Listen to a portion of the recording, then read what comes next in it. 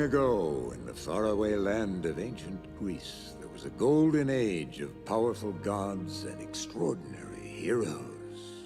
And the greatest and strongest of all these heroes was the mighty Hercules. But what is the measure of a true hero?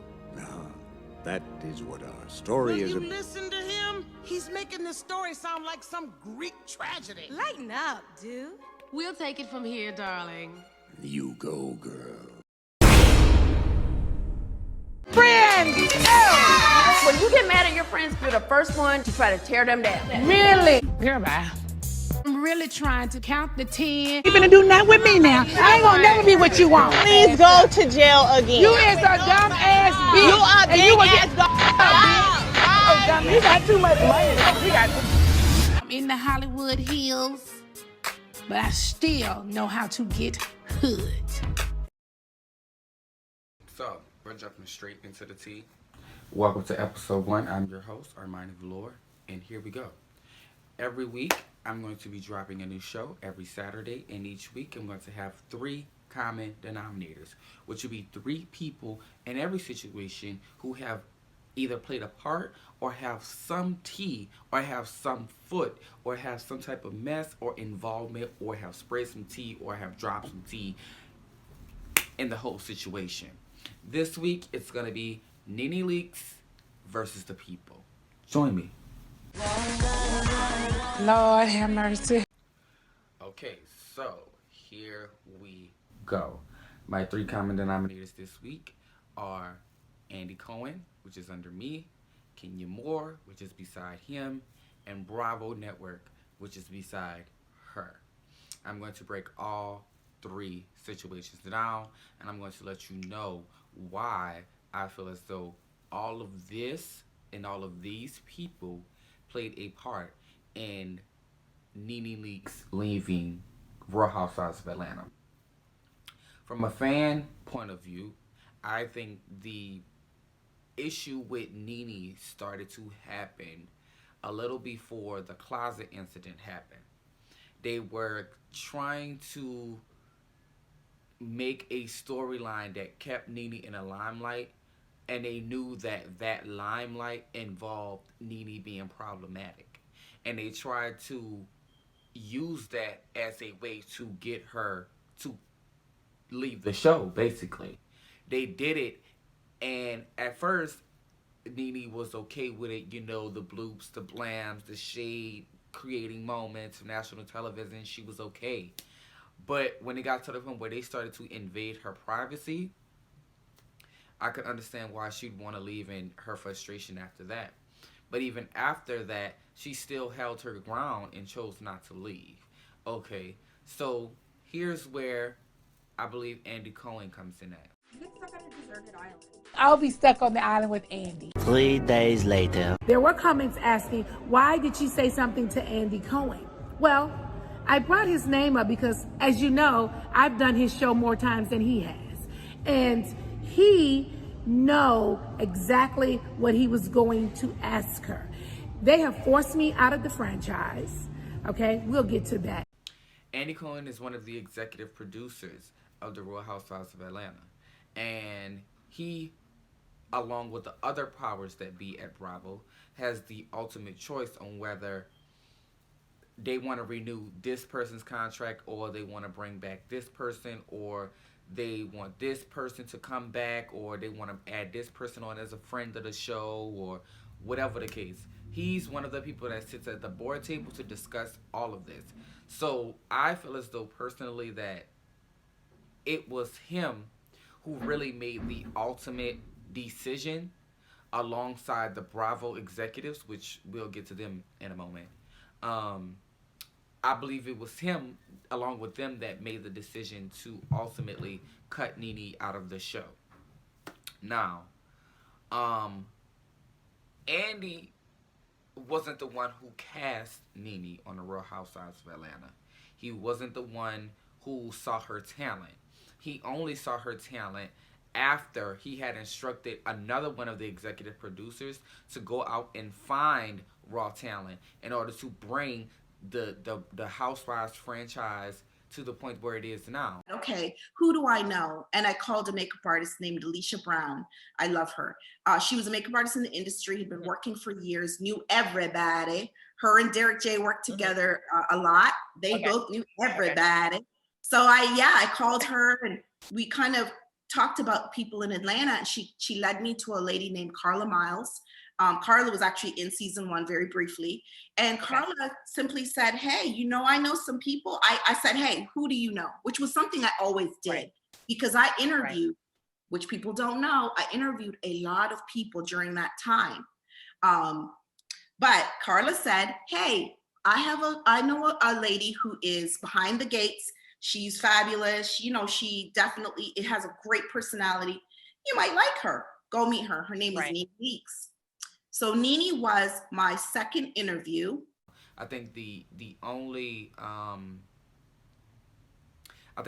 franchise that was out before Real Housewives of Atlanta might have been Potomac, and those girls weren't really bringing in the ratings. It took for him to actually have somebody to go out who was working under him, because that executive producer has done an interview and she has said that she was once working under Andy Cohen and she had to go out and find the talent, and she bumped into somebody who knew somebody who knew somebody who knew NENE, and once she had the final sit down with NENE, she was interested and NENE became a part of the show. She asked NENE about her friends. She gave her Sheree, Kim, of course, the classic Real Housewives of Atlanta co-stars. So, first I want to acknowledge that NENE didn't just come in trying to soak up this moment for herself. She also brought that first season cast with her. So this wasn't as if, she just was a standalone and they just needed her for talent. No, without NENE Leakes, there would be no Real Housewives of Atlanta. I want to make that very clear. If NENE's talent was not noticed by the person that it was noticed by through Andy Cohen, there would be no Real Housewives of Atlanta. NENE carried that show on her back for years. But see, it was the fans that I feel as though gave Andy Cohen the ammunition to start doing the shady shit that he was doing to NENE. Like when she had a divorce from Greg, I really feel as though that part and us seeing her dating and stuff like that put some of the fans into a negative limelight. And then maybe after the second problematic season of them trying to make her the problem or the target for the season, the fans kind of got bored with that too. She's not the target, and she doesn't always have to be the target. I feel like whoever's writing the storylines over there are basically coming up with these, okay, you're the target and everybody's going to be the redemption. And then you're going to fall out with everybody. And then at the end of the season, y'all going to all come together and y'all going to be cool again. See what I'm saying? So I really feel as though it's more so the powers that be that really, put the nail in the coffin for NENE being on Real Housewives of Atlanta. And the reason why Andy Cohen is the first of my common denominators this week is because NENE Leakes' story isn't the only story that this has been brought up about. It's been a few other housewives in the Housewives franchise as a whole that has said that Andy Cohen has played a part in their downfalls and producers and executives being racist to them and them getting the lowest amount of pay and all type of stuff. And as a gay man, I don't see how you could tear other women down, the same women that you need to basically fuel everything that you have going on behind Bravo. You're basically treating like shit and degrading when you feel like you've had enough of them. This is why Andy Cohen is my first common denominator. And I truly believe that he was one of the main people who played a part in the demise of NENE Leakes off of the Real Housewives of Atlanta. Okay, let's move on over to Miss Kenya Moore. Responsibility in flirting with her husband? I had already apologized to her last year about that. I took full responsibility on it. If you took full responsibility for it, then why do you act like, oh my gosh, NENE was so flirting with Peter? I have never flirted with Peter. Now, don't go there. People accuse you of flirting with him. I don't give a damn what they accuse me of. I have never flirted with Peter. Said you flirted with Peter. If you don't want to own it, that's fine. What everybody If you don't want to own it, that's fine. I never flirted with Peter. Let's be very clear. The reason why I feel like Kenya Moore should be my second common denominator this week is because she's another one that fueled this whole NENE Leakes hate train. In the beginning, it started in the beginning. If we go all the way back to when NENE remarried Greg and they were at, I think, Cynthia's modeling agency opening, when she opened the Bailey agency and they went to go see the Bailey agency, she was there and she called herself addressing NENE about her ex being at NENE's wedding. But NENE, it kind of caught NENE off guard because NENE was like, well, we're cool with him. So why would we not invite him to the wedding?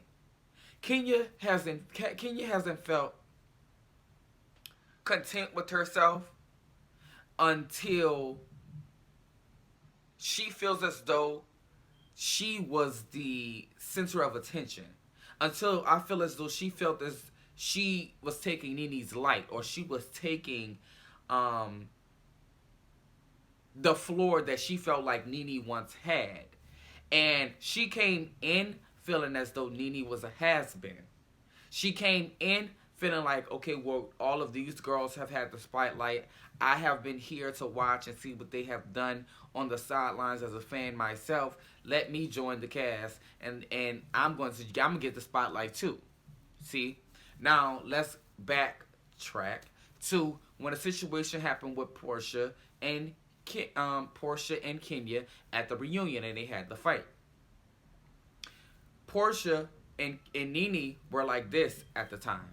And NENE, of course, was taking Portia's side. Nobody really went to the side of Kenya because she was the antagonizer in that situation. She prompted that by invading her space and expected nobody to really like have anything to say about that, which is kind of fucked up. So to me, I feel as though that's where her problem started at. Once she started to really feel as though NENE would never be on her side and NENE would never be in her corner to say, oh, well, because Kenya did this and Kenya did that. And when they did like each other, like NENE made clear, she liked Ken and not Kenya, because when she was with Mark, she knew when to shut the fuck up and when to sit down and not be fucking messy, when to get along with the girls and when to have problems with the girls. You know, she was really confiding in them at moments for relationship advice and for stuff like that. So I could understand, you know, that part of the friendship. But when she burned NENE the third time, I believe was when they went to Greece, was when she burned NENE that time. And also she pulled the stunt at when NENE had the hotel party and they had to all wear the pajamas. She pulled the other stunt, I believe, when they went to Mexico, and I think it was Tammy's nephew was at the house with them, and the whole altercation happened with that. She was the one that vouched for him to come back to the house and caused the whole scene and act like she was so scared and unprotected and all this and all that. Every situation that you look back on that involved Kenya Moore and NENE Leakes, Kenya Moore has always found a problem with NENE Leakes, always. And I feel as though, especially after the last season, Andy wanted to really, you know, let that boil over.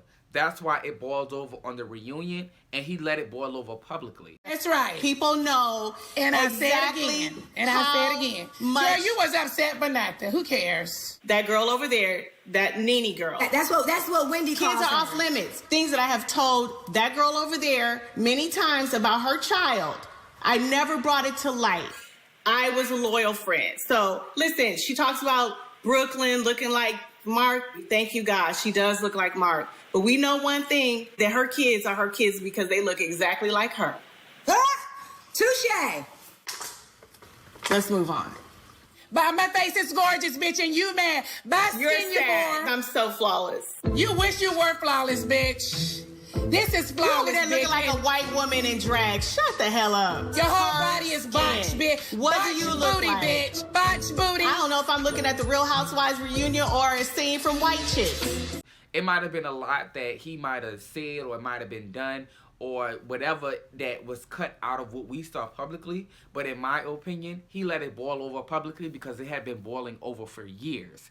And he knew that just as well as NENE made good TV, Kenya made good TV too. So if he got rid of her, Kenya would probably pick up the limelight, which will never happen in Real Housewives of Atlanta history. As long as the fans have something to do with it, that'll never happen. So this is why I feel once again that Andy Cohen and Kenya Moore were both common denominators and the downfall of whatever they felt like NENE had built over at Real Housewives of Atlanta, and we all know what she built.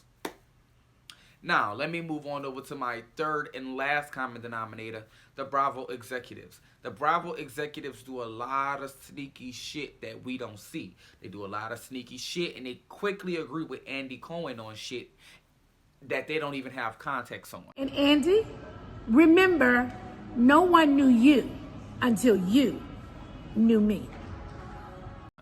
And it's a lot of stuff that they plot and put together that creates friction amongst the girls and stuff like that. When the cameraman went into NENE's closet and she ripped his shirt, they had released statements all over the press, and this is for the executives. This is not Andy Cohen. This is not Kenya Moore.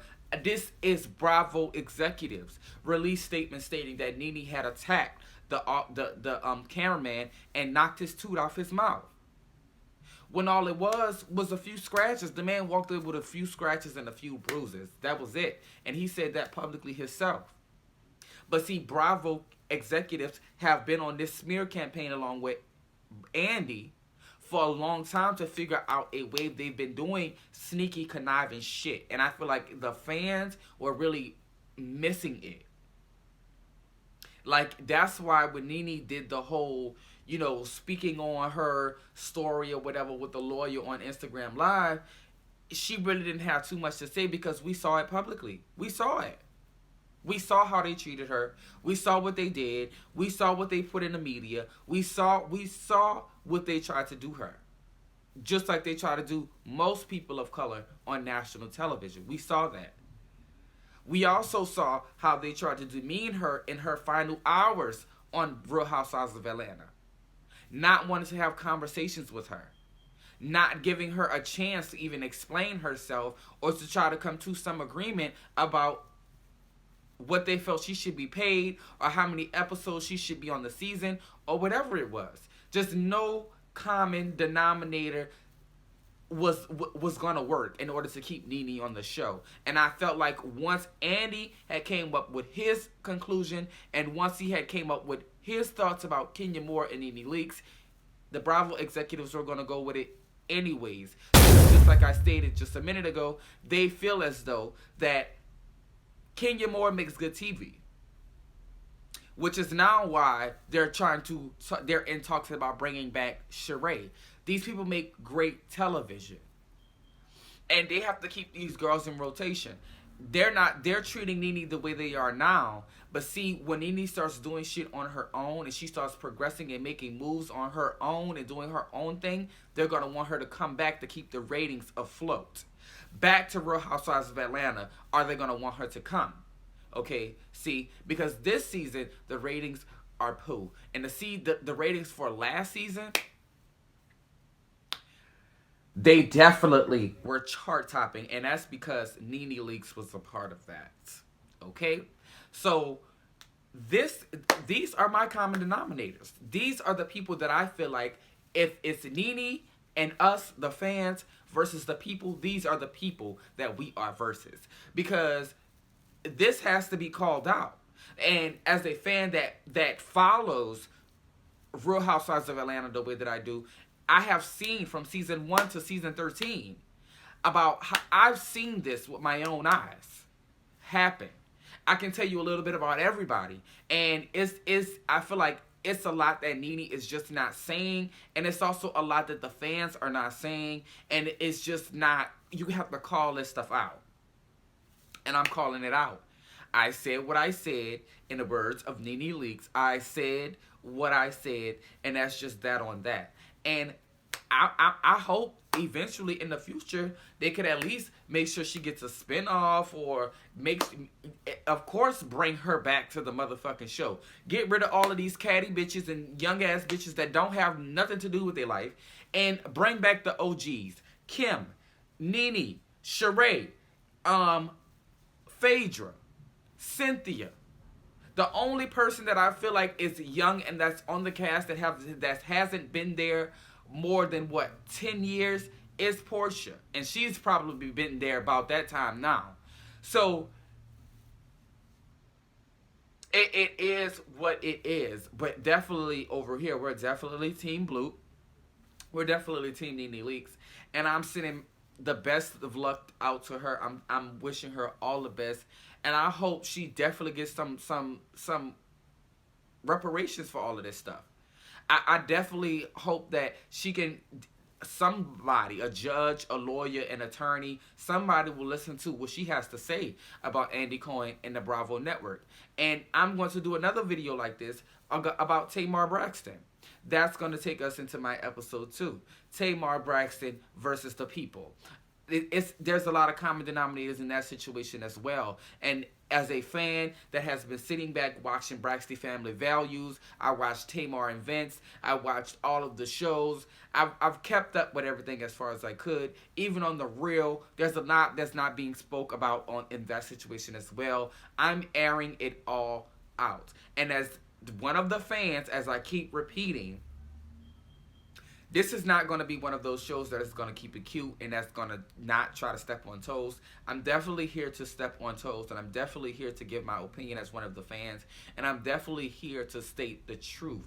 Where even when the main celebrity can't state what they really want to state, or can't really express how they really feel, the fans see it, NENE. We see it. We have been here, we're going to be here, and we're riding with you. And on that note, thank you for watching episode 1 of Armani's Got the Heat. I don't care if you're a whore or not a whore. I never called you one. Let's be very clear. I never called Kenya a hoe, because I don't know whether she's a hoe or not, but she done been around the block. You been around the block. Mm-hmm. And I'll catch you next week for episode 2 of Armani's Got the Heat. Tamar Braxton versus the people. Thank you.